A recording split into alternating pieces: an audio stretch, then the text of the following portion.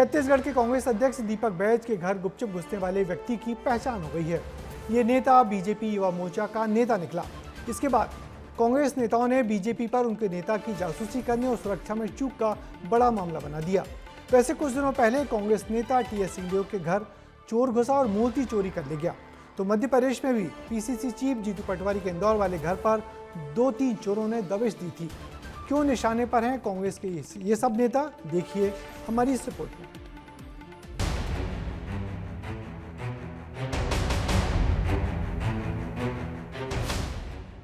तारीख 9 सितंबर, समय शाम 6:10, जगह छत्तीसगढ़ कांग्रेस अध्यक्ष दीपक बैज का घर, पहचान संदिग्ध।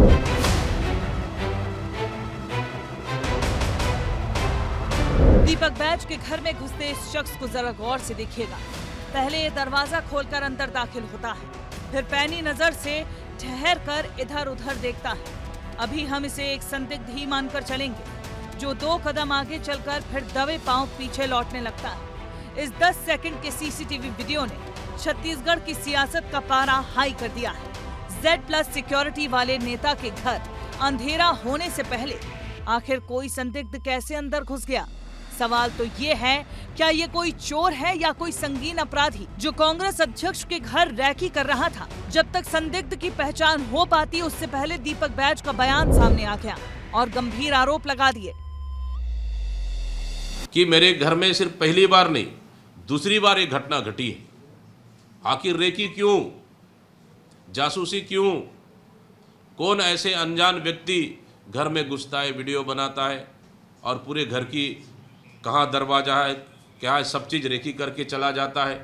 मामला है तो गंभीर।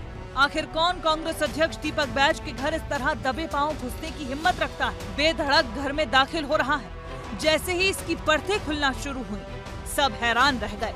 घर में घुसने वाला शख्स कोई चोर या लुटेरा नहीं, बल्कि भारतीय जनता युवा मोर्चा का नेता डॉक्टर गंधर्व पांडे है।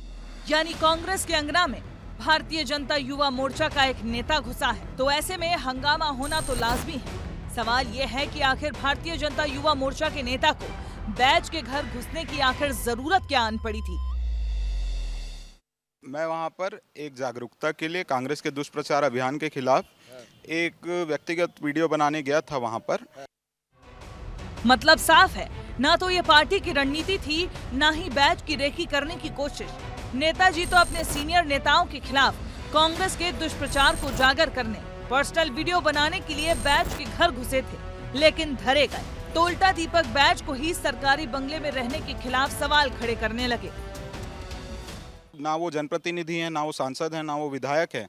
सिर्फ एक राजनीतिक दल का प्रदेश अध्यक्ष होने के नाते उनको सरकारी आवास मिला हुआ है। उनको कायदे से 3 महीने में वो भी खाली कर देना चाहिए था। वैसे नेताजी कह तो सही रहे हैं, बैज ना तो सांसद है और ना ही विधायक, फिर सरकारी बंगले में क्यों रहते हैं? बहरहाल नेताजी का अगला निशाना कौन सा बंगला है, इस पर क्या खूब जवाब दिया, जरा गौर से सुनिएगा। अगली बार किसका बंगला है? किसी के बंगले को मेरा टारगेट करने का कोई उद्देश्य नहीं है। देखिए, कांग्रेस पार्टी में व्यक्तिगत तौर में भी और उनके विचारधारा में भी अभी मुझे ऐसा कुछ नहीं दिख रहा, क्योंकि जैसे सांप, बिच्छू, चमचा, कल भूपेश बघेल जी ने राहुल गांधी का बब्बर शेर कह दिया, तो ऐसा कोई भी उपाधि मेरे को नहीं चाहिए, इसलिए मैं कांग्रेस में तो नहीं जाना। वैसे मामला जो भी हो, लेकिन ये पहली मर्तबा नहीं है कांग्रेस के नेता लगातार इस तरह निशाने पर आ रहे हैं। बीते शुक्रवार की रात मध्य प्रदेश कांग्रेस के प्रदेश अध्यक्ष जीतू पटवारी के घर भी 4 से 5 चोरों ने धावा बोला था। अब छत्तीसगढ़ के कांग्रेस अध्यक्ष दीपक बैज निशाने पर आ गए। हालांकि यहाँ मामला थोड़ा अलग है। इससे पहले 6 अगस्त को पूर्व डिप्टी सीएम और दिग्गज कांग्रेस नेता टीएस सिंहदेव के अंबिकापुर महल से चोरों ने मूर्ति चुरा ली थी। इस बार Z+ सिक्योरिटी वाले दीपक बैज के घर को निशाना बनाया गया और घुसने वाला कोई और नहीं बल्कि बीजेवाईएम का नेता निकला। तो सियासत भी खूब हो रही है। मतलब जिम्मेदार लोगों की सुरक्षा नहीं दे पा रही है, तो फिर आम जनता की सुरक्षा इस प्रदेश में भगवान भरोसे है। आप उसका कल्पना भी नहीं कर सकते। जाता जहाँ मैं रहता हूँ वहाँ आया जाता, सब वीडियो बनाया जाता, तो मैं भी अपनी सीसीटीवी फुटेज जारी करता। अगर मैं अंदर का कोई वीडियो रिकॉर्डिंग करता, फोटो रिकॉर्डिंग करता, तो जिस प्रकार के बेबुनियाद आरोप वो लगा रहे हैं, जो उनकी शिकायत पत्र को मैंने देखा, उसमें उन्होंने समय लिखा 5:30 से 6। मैं वहाँ गया था 6:10 में और 6:11 से पहले मैं अब जाएंगे? अब बहरहाल सियासी बयानबाजी के साथ ही पुलिस की कार्रवाई जारी है, लेकिन सवाल सुरक्षा का है। जब Z+ सिक्योरिटी वाले नेताओं के घर इस तरह कोई भी घुस सकता है, तो आम जनता की सुरक्षा क्या होगी, आप अंदाजा लगा सकते हैं। ब्यूरो रिपोर्ट, विस्तार न्यूज।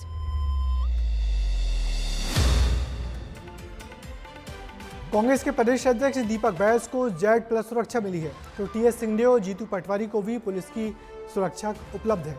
ऐसे में इनके घरों में अनजान लोगों के इस तरह घुसने के प्रयास कई सवालों को जन्म दे रहे हैं। विपक्ष के नेताओं की पर्याप्त सुरक्षा की जिम्मेदारी भी राज्य सरकार की ही होती है।